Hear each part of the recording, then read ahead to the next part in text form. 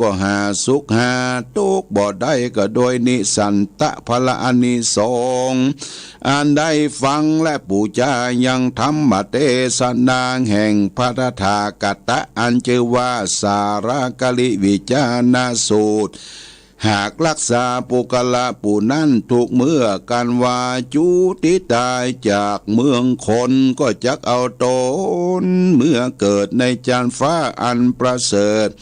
เสวยเสวยสัมปติทิพย์อันมากนักแลกันว่าจุติจากเมืองฟ้าก็จะเกิดในขกูลอันประเสริฐคือว่าคทิยะขกูลพระมณสโกยเศรษฐีรังมีเป็นดีโดยเข้าของสัมปติสุขทุกเมื่อ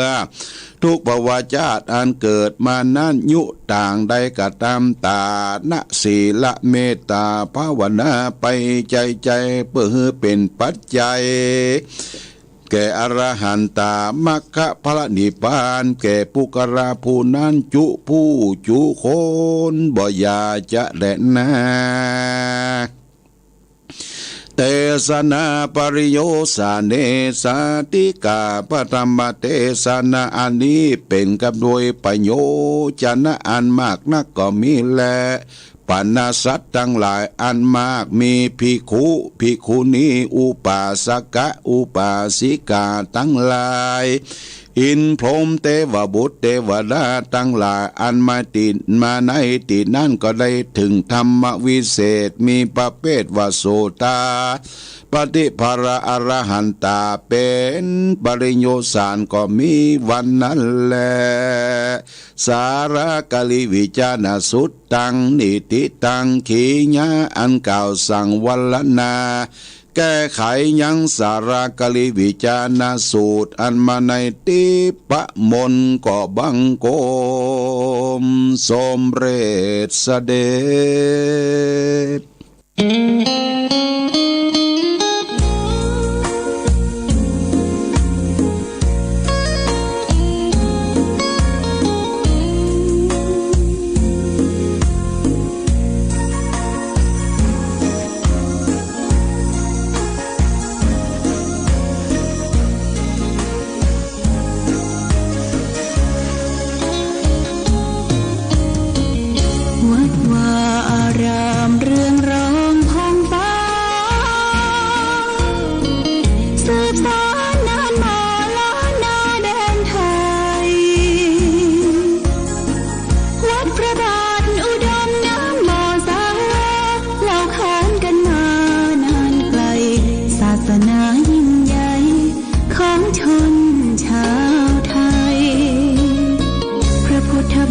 จำลองของพระสัมมาองค์พระศาสดาพุทธบูชากราบไหว้องค์พระเจ้าฝางอุดมศิลป์ผู้สร้างสรรค์มานานไกลนามอุดมก้องไปสมฉายาก่อนเป็นวัดร้างโบราณสืบสาน2524พระมหาราชครูเกษราปัญญาปรมาติกาจารย์จากวัดดับไผ่เชียงใหม่สืบสานเวลาผ่าน131 ปีนานไกลวัดพระบาทอุดมรุ่งเรืองงามตาเจ้านายบุญธรรมสาขาหลวงพวงเชียงใหม่ปกครองหัวเมืองฟ้าทุ่มเทแรงกายแรงใจทุกชาติพันธุ์รวมใจรักษามัคคี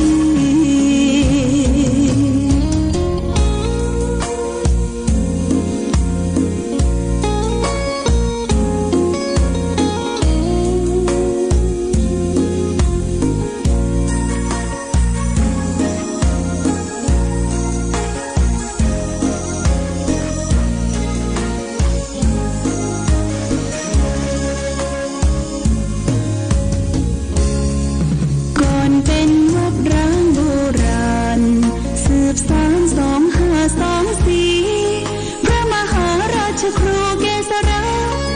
ปัญญาปรมาติกาจารย์จากวัดดับภัยเชียงใหม่สืบสานเวลาผ่าน